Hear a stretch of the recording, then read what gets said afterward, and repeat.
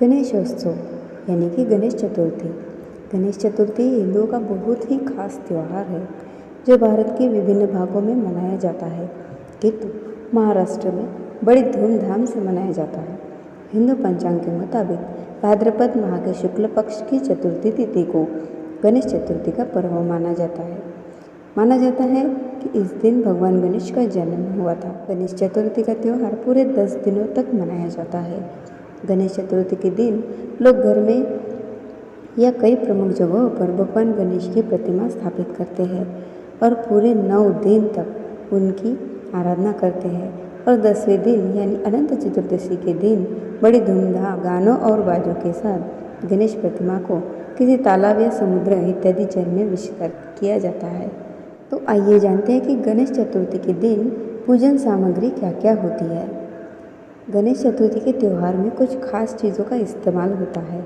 इन चीज़ों के बगैर गणेश चतुर्थी की पूजा अधूरी मानी जाती है। गंगा जल, धूप, दीप, कपूर, मूर्ति स्थापित करने के लिए चौकी, लाल रंग का कपड़ा, दूर्वा, जनेऊ, रोली, कलश, मोदक, फल, सुपारी, लड्डू, मौली, पंचामृत, लाल चंदन व पंचमेवा इत्यादि जो कि गणेश पूजा की सामग्री में आता है। गणेश जी की स्थापना के लिए और उनकी पूजा के लिए क्या क्या करना चाहिए। सबसे पहले स्नान करके साफ कपड़े पहने और पूजा स्थल की सफाई कर ले। एक चौकी तैयार करें और उस पर लाल या पीले रंग का कपड़ा बिछा दे। गणपति जी की प्रतिमा को गंगा जल या पंचामृत से स्नान कराएं और चौकी पर स्थापित करें। गणपति बप्पा को बैठाते समय इस मंत्र का जाप करें। अस्य प्राण प्रतिष्ठन्तु अस्य प्राणाः क्षरन्तु च श्री गणपते त्वं सुप्रतिष्ठ वरदे भवेताम। फिर उन्हें वस्त्र अर्पित करें। इसके बाद उन्हें तिलक लगाएं और अक्षत चढ़ाएं। ध्यान रखें कि पूजा के समय गणपति बप्पा को दूर्वा जरूर अर्पित करें। दूर्वा के बिना गणेश जी की पूजा अधूरी मानी जाती है। आप चाहे तो दूर्वा की माला बनाकर भी पहना सकते हैं। अब बप्पा को भोग यानी मोदक चढ़ाएं। इसके बाद गणेश चालीसा का पाठ करें और बप्पा की आरती करें।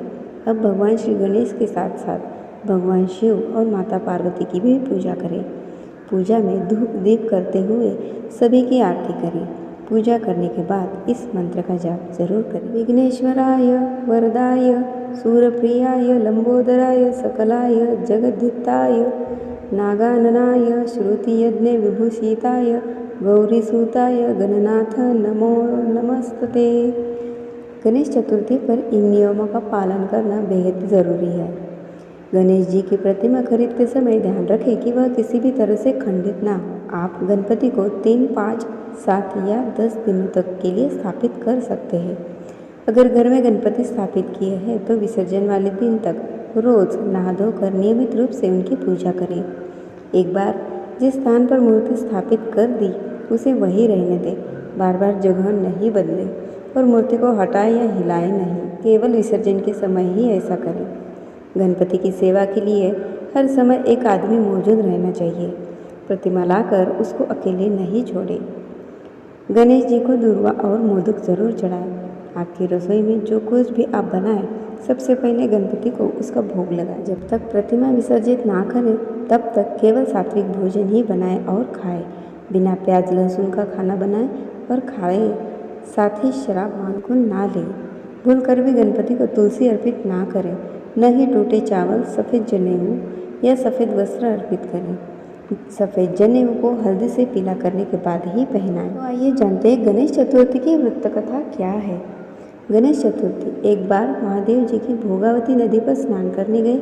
उनके चले जाने के बाद पार्वती माता अपने तन की मैल से एक पुतला बनाया और उसमें प्राण डाले। उसका नाम गणेश रखा। पार्वती माता ने उससे कहा कि एक मूंग दल लेकर द्वार पर बैठ जाओ और जब तक मैं नहा रही हूँ किसी को अंदर मत आने देना। भोगावती पर स्नान करने के बाद जब भगवान शिव जी आए तो गणेश जी ने उन्हें द्वार पर ही रोक लिया। शिव जी ने बहुत समझाया पर गणेश जी नहीं माने। इसको शिव जी ने अपना अपमान समझकर उस पर क्रोध किया और त्रिशूल से उसका सिर धड़ से अलग करके भीतर चले गए। माता पार्वती को पता चला कि शिव जी ने गणेश जी का सिर काट दिया है तो वे बहुत कुपित हुई। गणेश जी के मूर्छित होने से पार्वती माता अत्यंत दुखी हुई और उन्होंने अन्न जल का त्याग कर दिया। पार्वती जी की नाराजगी दूर करने के लिए शिव जी ने गणेश जी के हाथी का मस्तक लगाकर जीवन दान दिया। तब देवताओं ने गणेश जी को तमाम शक्तियाँ प्रदान की और प्रथम पूज्य बनाया। यह घटना भाद्रपद माह के शुक्ल पक्ष की चतुर्थी को हुई थी, इसलिए यह तिथि पुण्य पर्व गणेश चतुर्थी के रूप में मनाई जाती है। मान्यता है कि गणेश चतुर्थी के दिन व्रत पालन कर गणेश चतुर्थी व्रत कथा को सुनने अथवा पढ़ने से व्यक्ति के पाप नष्ट हो जाते हैं और जीवन में कष्टों का निवारण होता है। गणेश चतुर्थी व्रत कथा व्यक्ति की मनोकामनाएं पूर्ण करने वाली और जीवन में सुख समृद्धि लाने वाली बताई गई है। पौराणिक कथा के अनुसार एक बार भगवान शिव और माता पार्वती नर्मदा नदी के किनारे बैठे थे। माता पार्वती ने वहाँ भगवान शिव से चौपड़ खेलने को कहा। भगवान शिव भी इस खेल को खेलने के लिए तैयार हो गए, लेकिन इस खेल में होने वाली हार जीत का निर्णय कौन लेगा यह समझ नहीं आ रहा था। इसलिए भगवान शिव ने कुछ तिनके को इकट्ठा करके एक पुतला बनाया और उसमें जान डाल दी। जान डालते ही वह पुतला एक बालक बन गया। उसी बालक को इस खेल का निर्णय लेना था। अब भगवान शिव और माता पार्वती चौपड़ का खेल शुरू कर दिए। 3 बार चौपड़ का खेल खेला गया। हर बार माता पार्वती जीती, लेकिन भगवान शिव उस बालक ने भगवान शिव को ही विजय बताया। इस बात को सुनकर माता पार्वती बेहद क्रोधित हो गई और उन्होंने क्रोध में आकर उस बालक को लंगड़ा होने और कीचड़ में कीचड़ पे पड़े रहने का श्राप दे दिया। बालक ने माता पार्वती से बहुत माफ़ी मांगी। बालक के बार बार क्षमा मांगने पर माता पार्वती ने उस बालक से कहा कि यहाँ गणेश पूजन के लिए नाग कन्या आएगी। उनके कहे अनुसार तुम भगवान श्री गणेश का व्रत पूरी श्रद्धापूर्वक रखना। इस व्रत के प्रभाव से तुम इस श्राप से मुक्त हो जाओगे। 1 वर्ष के बाद उस स्थान पर नाग कन्या आई। तब उस नाग कन्याओं से गणपति बप्पा के व्रत का विधि विधान पूछा। उनके बताए अनुसार उस बालक ने 21 चतुर्थी तक बप्पा का व्रत किया। बालक की भक्ति को देखकर गणपति बप्पा बहुत प्रसन्न हुए और उन्होंने उस बालक को मनोवांछित वर मांगने को कहा। तब उस बालक ने सिद्धिविनायक से कहा, हे प्रभु, मुझे इतनी शक्ति दीजिए कि मैं अपने पैरों से चलकर अपने माता पिता के साथ कैलाश पर्वत पर जा सकूं। तब बप्पा ने तथास्तु कहा। भगवान श्री गणेश के तथास्तु कहने के बाद वह बालक अपने माता पिता के साथ कैलाश पर्वत पर पहुंचा। वहाँ उसने भगवान शिव को अपने ठीक होने की पूरी बात बताई। बालक की बात सुनकर भगवान शिव ने भी माता पार्वती को प्रसन्न करने के लिए 21 चतुर्थी व्रत रखा। व्रत के प्रभाव से माता पार्वती भी प्रसन्न हो गई। इसके बाद भगवान शिव ने माता पार्वती को इस व्रत की पूरी महिमा बताई। इस बात को सुनकर माता पार्वती के मन में अपने बड़े पुत्र कार्तिक से मिलने की प्रबल इच्छा जाग उठी। तब माता पार्वती ने भी 21 चतुर्थी का व्रत रखा। इस व्रत के प्रभाव से भगवान कार्तिकेय माता पार्वती से मिलने स्वयं आ गए।